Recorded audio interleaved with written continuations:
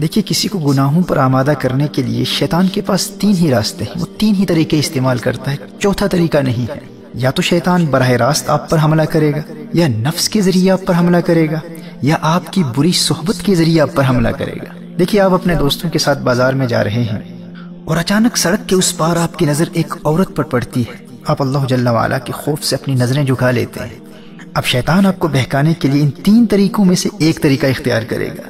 یا تو آپ پر وہ خود براہ راست حملہ کرے گا، آپ سے بار بار کہے گا کہ کوئی بات نہیں، ایک مرتبہ پھر دیکھ لے، تجھے اس کے حسن کا اندازہ ہی نہیں ہے، ایک مرتبہ دیکھ لے، دیکھ وہ تیری طرف دیکھ بھی رہی ہے۔ اب اگر آپ کا ایمان مضبوط ہے تو آپ اعوذ باللہ پڑھ کر اور لا حول ولا قوت الا باللہ العلی العظیم پڑھ کر ان برے خیالات کو دور کر دیں گے، اور شیطان ان خیالات کے ذریعے ہی آپ پر حملہ کیا کرتا ہے۔ جسمانی طور پر اپنے ہاتھوں سے وہ آپ کا چہرہ اس لڑکی کی طرف پھیر کر آپ کو مجبور نہیں کر سکتا۔ اور شیطان کا دوسرا طریقہ کیا ہے؟ شیطان آپ کے نفس کے ذریعے آپ کو بہکانے کی کوشش کرے گا، لیکن اگر آپ نے اپنے نفس کو پہلے سے ہی قابو میں رکھا ہوا ہے تو اب شیطان کے پاس ایک ہی راستہ بچتا ہے، اب وہ آپ کی بری صحبت کو استعمال کرے گا۔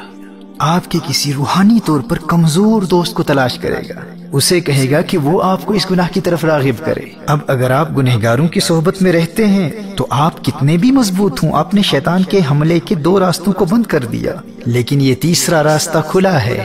آپ کے دوستوں کے ذریعے شیطان آپ تک بار بار پیغام پہنچاتا رہے گا، ارے ایک مرتبہ تو دیکھ لے، دیکھ وہ تیری طرف دیکھ رہی ہے، دیکھ اسی طرف آ رہی ہے۔ اور یہ کوئی بھی گناہ ہو سکتا ہے۔ ایسے دوست کہتے ہیں آج نماز قضا ہو گئی تو کیا فرق پڑتا ہے بھائی، دیکھ انتہائی لذیذ کھانا پکا ہے، روزہ توڑ دے، بعد میں کفارہ دے دینا، قضا کر لینا، کسی کو کیا پتا چلے گا کون دیکھ رہا ہے۔ اچھا آج سگریٹ پی لے، ڈرگز لے لے، کسی کو دھوکہ دے دے، جھوٹ بول لے، غیبت کر لے۔ والدین کی ہر بات ماننا ضروری نہیں ہوتا، اب تو بڑا ہو گیا ہے، بچہ نہیں ہے۔ مجھے بھی اپنے والدین سے بہت محبت ہے، لیکن میں ان کی ہر بات تھوڑی نہ مانتا ہوں۔ اچھا آج چلتے ہیں، آج مووی دیکھ لیتے ہیں۔ اچھا تو مجھے مل نہیں سکتا تو کوئی بات نہیں، میں تجھے لنک بھیج دیتا ہوں، لیکن مووی دیکھنا ضرور۔ تو بری صحبت کے ذریعے آپ گناہوں میں مبتلا ہو جائیں گے۔ شیطان آپ کے ارد گرد برے دوستوں کو تلاش کرتا رہتا ہے، اور اگر آپ کا کوئی برا دوست ہی نہیں ہے تو شیطان ہار جائے گا، آپ جیت جائیں گے۔ محترم احبہ، آپ کے لیے خوشخبری یہ ہے کہ رمضان المبارک میں اگر حالت ایمان میں آپ صرف اس ایک دشمن سے بچتے رہے نا، بری صحبت سے خود کو بچا لیا، تو اللہ جل وعلا آپ کو گناہوں سے پاک بھی کر دے گا اور جنت بھی عطا کر دے گا۔ نبی کریم صلی اللہ علیہ وآلہ وسلم نے ارشاد فرمایا، رمضان میں شیطان کو قید کر دیا جاتا ہے، صفدت الشیاطین، آپ کا پہلا بڑا دشمن بند ہے، شیطان خود بے بس ہے، وہ کچھ بھی نہیں کر سکتا، اور دوسرا دشمن آپ کا نفس ہے، نفس۔ نبی کریم صلی اللہ علیہ وآلہ وسلم نے نفس کو قابو کرنے کا جو طریقہ بتایا ہے وہ بھوک اور پیاس ہے، وہ روزہ ہے۔ دیکھیے ماہ رمضان میں اگر آپ سحری اور افطار کے وقت زیادہ کھانا نہیں کھاتے، بہت زیادہ پیٹ بھر کر کھانا نہیں کھاتے، تو آپ کا نفس بالکل کنٹرول میں رہے گا، دونوں دشمن قید ہیں۔ اب اگر آپ مغفرت چاہتے ہیں، جنت میں جانا چاہتے ہیں، تو ماہ رمضان میں صرف اس ایک دشمن سے اپنے آپ کو بچا لیں۔ گناہوں کی طرف راغب کرنے والے، گناہوں کی دعوت دینے والے ہر دوست سے رابطہ مکمل طور پر منقطع کر دیں۔ برے دوستوں کو بتلا دیں، کیا دیکھتے نہیں کتنے ہنستے کھیلتے نوجوان ماہ رمضان سے قبل ہی موت کا شکار ہو چکے ہیں۔ جانے آئندہ رمضان تک یہ زندگی وفا کرے نہ کرے، میں زندہ بھی ہوں یا نہ ہوں، میں تمہارے لیے سب کچھ کر سکتا ہوں، لیکن اپنی آخرت کا سودا نہیں کر سکتا۔ رمضان المبارک میں مجھ سے ملنے کے بارے میں سوچنا بھی نہ۔ محترم احبہ، اگر مغفرت چاہتے ہیں تو کم از کم رمضان المبارک میں ایسے تمام دوستوں سے مکمل دوری اختیار کر لیجئے۔ اگر اپنا نمبر چینج کرنا پڑے تو کر دیں، سم کارڈ پھینکنا پڑے تو پھینک دیں، اور علیاذ باللہ اگر کسی غیر محرم لڑکی کا نمبر آپ کے فون میں ہے تو فوراً بلاک کر دیں۔ سوشل میڈیا پر، ٹویٹر پر، انسٹاگرام پر، فیس بک پر انفرینڈ کر دیں۔ شیطان کے براہ راست حملوں کا سلسلہ بند ہے، اور بھوک اور پیاس کے ذریعے، روزے کے ذریعے نفس بھی قابو میں، بس ایک ہی راستہ کھلا ہے، وہ بری صحبت کا ہے۔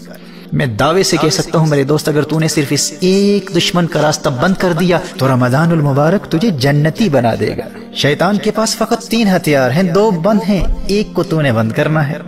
اور یاد رکھنا، دور حاضر میں بری صحبت صرف انسان ہی نہیں ہے، T V, internet, smart phones اور سوشل میڈیا کا غلط استعمال، یہ تمام بیڈ کمپنی ہے۔ اور اگر مجبوری میں اسکول کے کام کے لیے، ہوم ورک کے لیے، کالج اور یونیورسٹی کے اسائنمنٹس کے لیے، یا بزنس کے کسی کام کے لیے انٹرنیٹ کا استعمال کرنا ضروری ہے، تو اپنے پی سی کو، اپنے کمپیوٹر کو یا لیپ ٹاپ کو اپنے لیونگ روم میں استعمال کرنے کے لیے خود کو پابند کر لے کہ اگر تو فون پر بھی انٹرنیٹ کا استعمال کرے گا تو اس کمرے میں کرے گا جہاں تیرے والدین موجود ہیں، تیرے بھائی بہن موجود ہیں، تاکہ ان کی موجودگی تجھے انٹرنیٹ پر مختلف قسم کی برائی پر مشتمل شرمناک مٹیریل یا بری سائٹس پر جانے سے بچائے رکھے۔ اور اگر جہنم کی آگ سے بچنے اور جنت کے حصول کے لیے تو یہ ایک کام بھی نہیں کر سکتا، خود کو بری صحبت سے نہیں بچا سکتا، اور اس خوش فہمی میں ہے کہ مفت ہی میں جنت مل جائے گی، تو اللہ کی رحمت کا مذاق اڑا کر اپنا ایمان برباد کرنے والے اللہ کا کلام سن لے۔ تو کیا سمجھتا ہے کہ اللہ آخرت میں انصاف نہیں کرے گا؟ تو نے جنت کو اتنا سستا سمجھ رکھا ہے؟